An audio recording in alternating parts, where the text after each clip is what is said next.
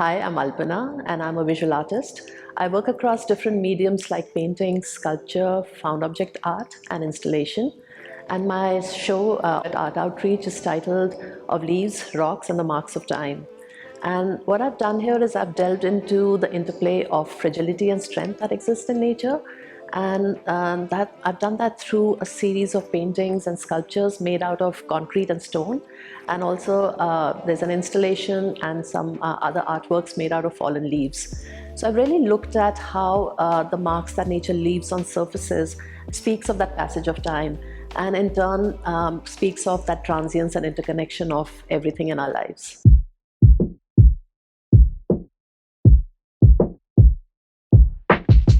Yeah, it's hard to pick one, but I would say that the series of Mended Leaves, which is an ongoing work. It's an ongoing series titled What Do I See When I See a Fallen Leaf? And what I do see is, when I look at that dried, decaying leaf, is that it was green at one point. It grew on a tree. Then I think of the soil, the sunlight, the rain. So many factors came together to birth that tree it grew on and also the leaf. And now it's fallen again. It'll probably disintegrate, grow into something else.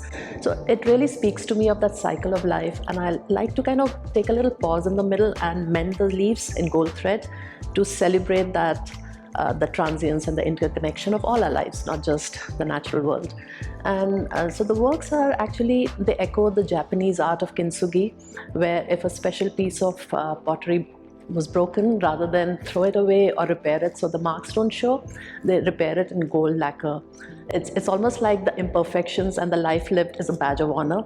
So I take this old, actually I find this real gold thread from the 1920s in Japan, and I mend the leaves with that, kind of with the same idea.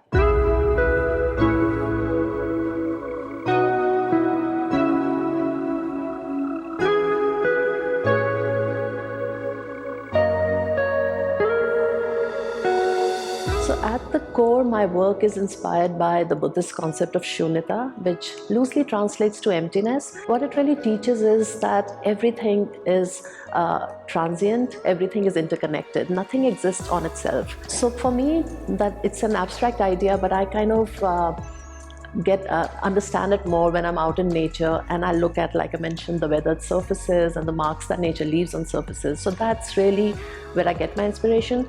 And then I look at leaves that seem so fragile but still have so much strength, because I even mend them, I work with them. And then you think of stone, which is supposed to be so strong, but even that kind of disintegrates, weathers over time. So those ideas is really where I get inspired from. I think what I would really hope for is when they walk into this space, it gives them a place to slow down, to pause and really reflect. I think a lot of us really live in our heads all the time and are rushing from here to there, and we kind of miss out on the small things that make life meaningful. So it is more about like looking closely at these very fragile leaves, maybe the concrete works, and thinking about taking that away also when they go. Maybe live a bit more in awareness rather than rushing around. So here you can see them framed behind glass, museum quality glass, climate seal, but there's a whole process which is as important as the final product that's here, where I walk out in nature, I gather the leaves, I wash them, dry them. And so it really kind of brings me close to some of these ideas, and I think this is a series I'll keep working on for a long time. I think the challenges come from the fact that I work with very unconventional materials. I work with leaves and I work with concrete. Those are not like traditional art materials that I've been trained for. So more the challenge comes from understanding the material, which takes time. It takes working with them over time to understand how to preserve some of those leaves without taking away the sensitivity of the temporality of it. So that has been a challenge that I've been working with, and I think it's an ongoing pursuit. And then concrete, which is it's such a building material, but then I use it as an art material. So how does it react to different conditions? When I play with it, what happens? So all those are the challenges that have taken time. The weight of the concrete, how do I sometimes compensate for some artwork cannot be too heavy. So like working around those materials is the challenge is that, which exciting also.